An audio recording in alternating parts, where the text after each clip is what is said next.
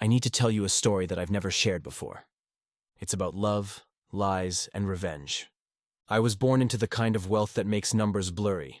Private schools with Latin mottos, winter breaks in places where the snow has flown in, summers on boats with names that sound like perfume.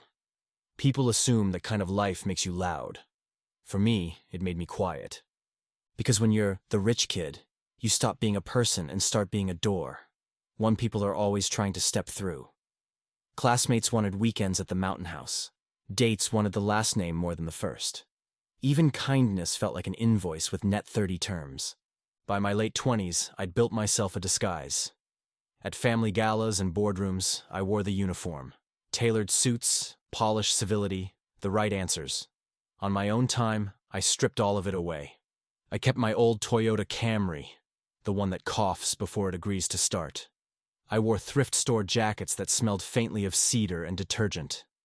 I used a scratched flip phone with a hinge that clicked like a nervous tick. I'd walk the city like that. Anonymous, unremarkable. A face no one would remember 10 seconds later. That's the version of me she met. It was a rain that didn't bother with drama, just a steady, cold sheet that turned the sidewalks to graphite and taught your shoulders to curl. I ducked into a narrow bookstore crammed between a nail salon and a check-cashing place. The bell over the door brayed like an irritated goat. Inside was warm and crowded with the smell of paper and cinnamon tea. A cat slept on a stack of atlases like it had finally mapped the route to sleep. Jazz leaked from a radio with a dial that had lost half its numbers. She was behind the counter. Dark hair pulled into a loose ponytail, a pencil tucked behind one ear. Those soft, square glasses people wear when they actually read the books they sell. She moved in that unhurried way of people who like where they are. I grabbed the nearest book to look busy, a ridiculous romance with a shirtless pirate glowering on the cover. She glanced up, clocked the choice, and smirked. "Bold," she said. "Most people ease into pirates." "What's the recommended gateway crime?" I asked. "Shoplifting." "Smuggling," she said without looking away. "Lower stakes. Better hats." That was the opening 10 seconds. The next 20 minutes were books and weather and graduate school and why the cat only tolerated paying customers. Her name was May. She was finishing a master's in sociology, working part-time to keep rent boring. She talked with her hands when she got excited and tilted her head when she was listening in a way that made you want to keep saying things worth hearing. When I left, the rain had softened to mist, and I caught myself smiling at nothing like an idiot. I hadn't done that in years. I went back. Once because I said I'd return a book. I didn't need to. Once because I happened to be nearby. I wasn't. The third time I asked if she wanted to grab coffee when her shift ended. She checked the wall clock, pushed a stray hair behind her ear, and said, "There's a place that still uses mugs instead of paper cups. That seems important." Coffee turned into 2 hours, into a late lunch, into walking her home along streets that wore fire escapes like ladders to nowhere. We traded playlists through one earbud like middle schoolers. She told me about growing up the eldest daughter in an immigrant family, where love is practical and worry is a dialect. About aunties who measure success in degrees and broth clarity. About how she chose sociology because numbers explain some things and people explain the rest. I told her I worked in tech-adjacent real estate, which is technically true if you let the word adjacent do Pilates. I kept it small on purpose, not because she couldn't handle it, but because I couldn't handle what it might change. Our dates were the kind that never make it to Instagram. We ate dumplings at a place where the Formica tables wobbled when the subway passed. We split skewers from a night market stall while a fortune teller with nicotine fingers insisted we were destined for a long argument about curtains. We watched old Jackie Chan movies on her couch. She paused to translate jokes the subtitles murdered and cackled at stunts that would violate at least 7 workplace safety regulations. On Sunday mornings, we walked to the park with greasy paper bags of youtiao and coffee that refused to be good but insisted on being hot. She never asked about money, not once. She did ask why I wore the same jacket so often. I told her it was lucky. She said, "It's brave," deadpan, then tucked her hand in the crook of my arm like the truth hadn't gone anywhere. Guilt travels on a timer. Every night I'd lie awake rehearsing the confession. I pictured her face in a dozen versions. Surprise, anger, disappointment, calculation. The last one haunted me most. I didn't want to see the math start behind her eyes. One night, after a day that cost more than it should have, we were on her floor, losing to each other at cards. She stretched out, the hem of her sweatshirt sliding to reveal a sliver of ankle as unassuming and devastating as a secret. "I don't care if I never have a lot," she said to the ceiling. "I care if I come home to someone who respects me, someone who sees me when I'm quiet." There are moments that choose you. I nodded, and the guilt eased just enough to let the rest of the night be soft. After months of street food and couch movies, I wanted to dress the world up for her. Not to show off. To show her to a room that would be lucky to hold her. I picked a restaurant the magazines called Elevated but Restrained, which is rich person for, the portions are small and they charge for bread. It had banquettes upholstered in velvet the color of expensive bruises, and a host stand that looked like it had opinions about your shoes. May opened her apartment door in a blue dress that made time widen. She pinned her hair up with 2 silver clips shaped like commas, as if even her style wanted to pause and listen. We walked in with our reservation. My last name, unfortunately, still does heavy lifting even when I try to keep it sitting down. And the manager looked up. You learn to recognize a certain expression. Not confusion. Not curiosity. A quick assessment that ends with a decision about where you belong. His eyes did that math, landed on May, and something in his jaw tightened. "Reservation for Bennett," I said. He glanced at the screen like a priest reading from a Bible he found tedious. "Right. Follow me." We didn't follow him to the room everyone else got. We followed him past it, to a narrow two-top by the kitchen doors where servers shouldered through with plates that hissed like angry rain. I could see 3 empty tables in the main room. I could also see the way he never fully looked at her. "Is there a reason we can't sit in there?" I asked, keeping my voice neutral the way you do when you're trying to give someone enough rope to save himself. "That section is reserved," he said, which is a sentence true only in grammar. May touched my wrist under the table. A small pressure that said, "Not tonight." We sat. We ordered. We tried. The waiter arrived with the wine list and directed his commentary to me as if May had arrived as luggage. When she chose a Rhone, he pursed his lips and suggested something lighter. When she ordered the sea bass, he asked if she was comfortable with the spice level. When she asked for tamari instead of soy, he smiled like she'd tried to teach him a trick and said, "You speak very good English." Her English is better than mine. Her everything is often better than mine. She excused herself halfway through the main course. As she walked away, the manager leaned toward our waiter and, with the sloppy confidence of men who think the world has signed an NDA, said, "They come in here with a rich guy and think the rules change. It's cute until it isn't." The heat that bloomed in my chest was not theatrical. It was simple and clean, the way a match announces itself to dark. I could have stood up. I could have broken the night into 1,000 loud pieces. But the price of the fight would be paid by May, not me. She would carry the scene in her bones. The manager would carry a story about aggressive customers. I swallowed the fire and paid the bill that cost less than my restraint. In the car, she watched her hands in her lap. The blue dress reflected in the window, a private ocean. "I don't want to go back there," she said quietly. "We won't," I said. "Ever." She smiled without humor. "You get used to these things. Doesn't mean it doesn't nick you every time. A nick can be small and still reach the heart. Morning makes certain decisions clearer." I woke before the sun and made coffee the way my mother taught me when she wanted me to sit still long enough to listen. Then I called Elena, the family office's general counsel. Elena does not ask why.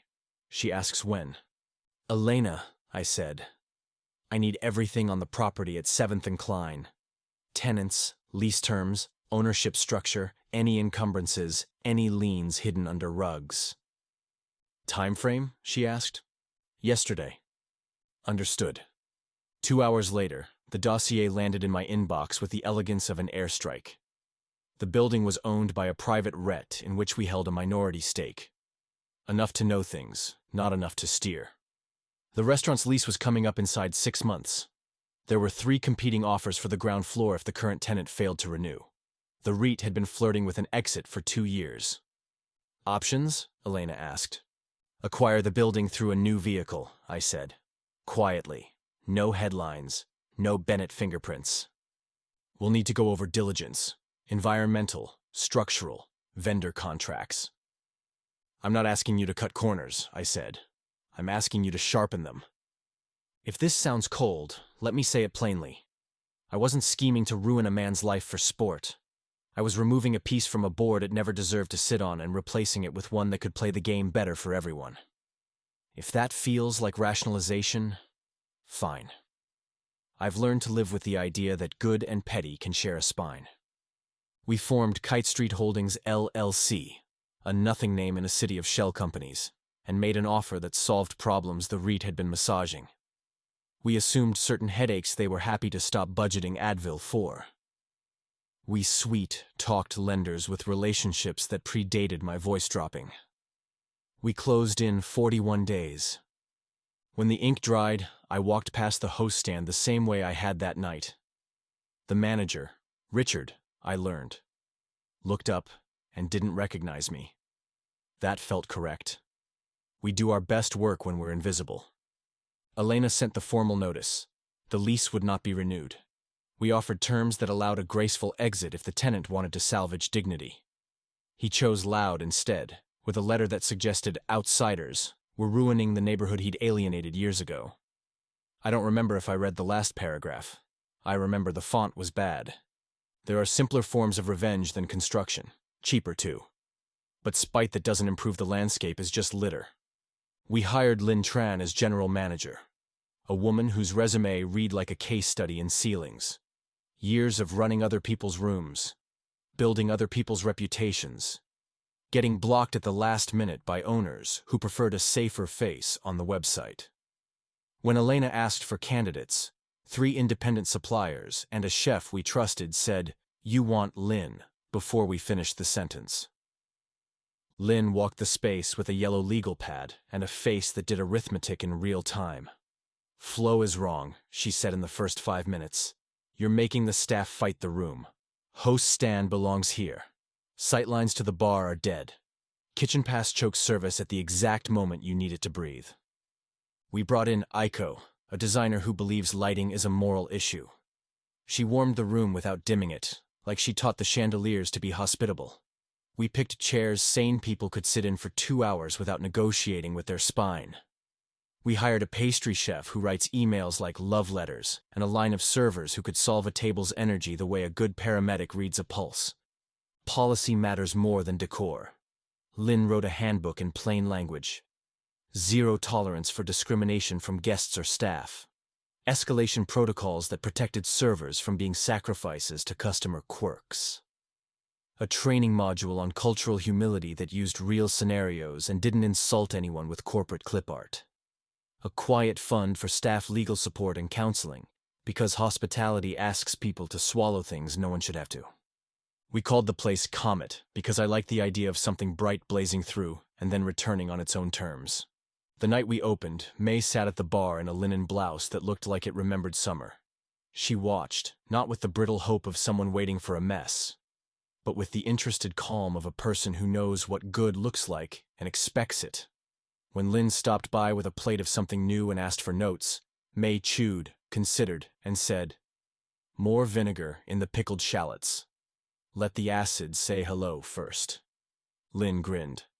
"I like your girlfriend," she told me. "She eats like a manager." "Don't promote her," I said. "I can't afford to lose her to the industry." Comet found its people quickly. Not the kind who needed to be impressed. The kind who wanted to be delighted and treated like the story of their night mattered. Food writers came and didn't say the word fusion, which is the highest compliment a kitchen like ours can receive. There were families in good shoes and first dates in outfits they'd second-guessed in the mirror and solo diners who brought a novel because it's nice to be alone in a room that knows how to host you. The old regulars tried to return as if planting a flag in your memory earns you land rights. Most stayed. Some left when they realized they couldn't treat the staff like furniture. I did not send a car to bring them back. As for Richard, the market is small, and the gossip is free. I heard he took interviews that died halfway through once references were checked by people who no longer wanted to pretend. I heard he tried to open a pop-up, and the permits got lost in a municipal process that punishes rudeness more efficiently than law ever could. I did not send a single email, did not make a single call to further that story. The world did what it always does with men, who finally run out of other people's patience. I had delayed the truth as long as I could without turning it into a different kind of lie.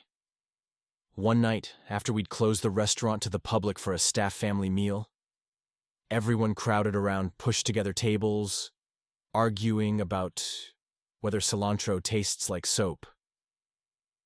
I drove May to the river where the city lets you pretend for a few minutes that it knows how to exhale.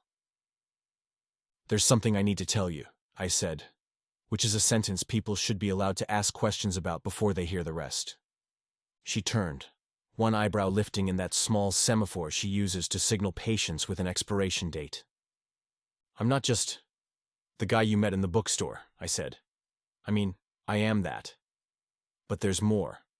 My family, my life, it's bigger. I keep it small with you because small feels honest and because I've never known how to be loved when the big thing is in the room." I told her about the family office and the way money can be a weather system you don't control.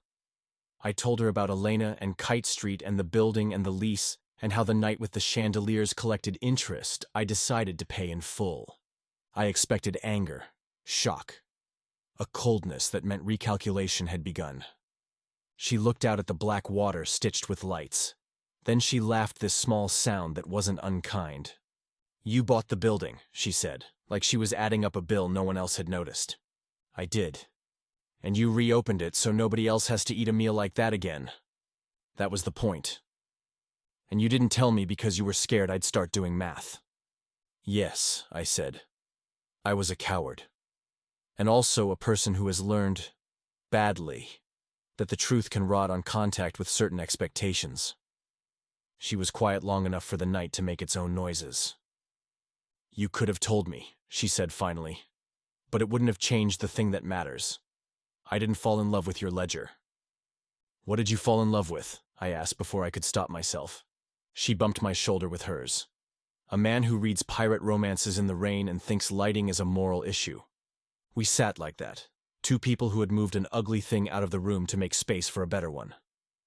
"Just promise me something," she said. "Anything. If you plan to save me, ask first whether I want saving. And if you plan to burn something down, make sure you plant something where it stood." I nodded. Deal. 2 months later, my father came to Comet with my mother in a sweater that cost a mortgage payment and pearls that belonged to someone who made decisions before laws did. They sat at the corner table Lynn reserves for the nights when she needs to watch the room and the room needs to know it's being watched. My father has a look he gives me when I've done something he would have done at my age if he'd had the time to grow a conscience earlier. He walked the perimeter like a general inspecting a fort he wouldn't mind defending. He tasted, nodded, asked Lynn 3 questions about margins that let her know he was not merely a man who enjoys being impressed. My mother took May's hands in both of hers and said, "Thank you for making my son interesting." It sounds like a backhanded compliment until you realize it's my mother's highest register of affection. We serve staff meal on Thursdays at 5. Lynn insists everyone sits. No one eats standing unless they're in an apology. On a Thursday not long after my parents visited, a kid in a suit who looked like he'd gotten in a fight with a catalog came in and asked if the owner was hiring. He introduced himself as a friend of Richard's, in the voice people use when they expect the world to hold their coat. Lynn didn't look up from the schedule she was annotating in 3 colors. "We're hiring humility," she said. "Send that friend." He left without leaving a shadow. Sometimes May and I go back to the bookstore where the cat still sleeps on countries it's never visited. The owner pretends not to remember me buying that pirate romance, then rings up 6 other things I pretend I had planned to buy. On the way home, we stop at a street cart for skewers. She orders in a mix of English and the language the uncle prefers. He adds an extra skewer because she compliments his knife work. At night, when the city hums the way a refrigerator hums in a quiet kitchen, May will tuck her feet under my leg and read me sentences she thinks I should carry the next day. Sometimes they're from sociology papers. Sometimes they're from cookbooks, written by people who mistake recipes for philosophy, and somehow make the mistake work. We don't go to places with chandeliers much anymore. Not because they're all bad, because we don't need their light to see each other. I told you this was about love, lies, and revenge. The lie was what I left out to protect what I didn't want to lose. The revenge wasn't a tantrum. It was urban planning. And the love, well, the love is the only part that made the other two worth the trouble. If you're waiting for the moral, it's small enough to fit in your pocket. Real love is specific. It notices, it asks, it builds. And if you're lucky enough to have power, use it like lighting, warm, honest, and pointed where the shadows have been winning for too long. Tell me, if you were me that night, with the blue dress and the chandeliers and the man who decided where people belong, what would you have done? Would you have swallowed it and moved on? Or would you have bought the room and taught it how to behave?